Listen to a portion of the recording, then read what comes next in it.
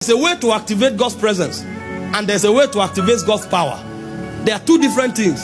When you find a spiritual man who is skilled, he can open up any dimension of God that he wants. You can come for certain service.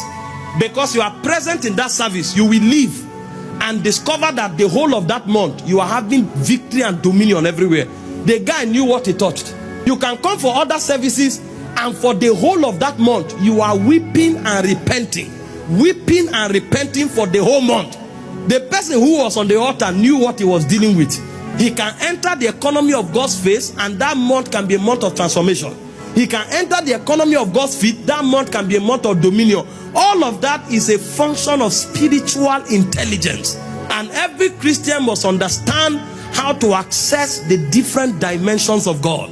There are people who are so transformed. They live so holy, but they are defeated in life.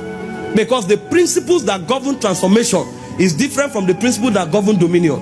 And there are people who are dominating everywhere in life, but they can't manage their appetites.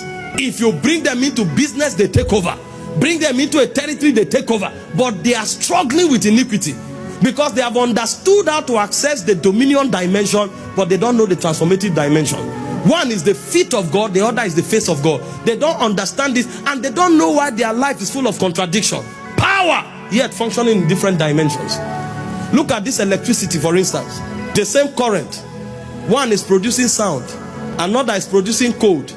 Are you seeing the difference? Another is producing illumination, but same current.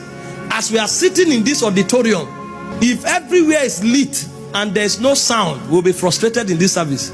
The problem is not that current is not available. The problem is that we have been able to access only one dimension. And there will be light here, but nothing will happen. And then if we have light and volume, and these ACs go off, in 10 minutes, half of the people here will go out. Those who will remain will be martyrs.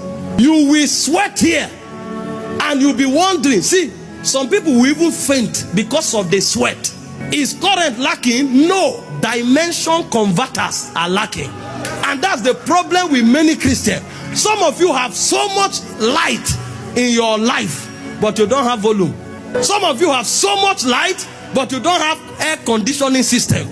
So you have your light, you have your volume, you are screaming and shouting, but you are dying. If they don't hurry, you will faint there. We need to understand the laws, the protocols of accessing all of the dimensions of God.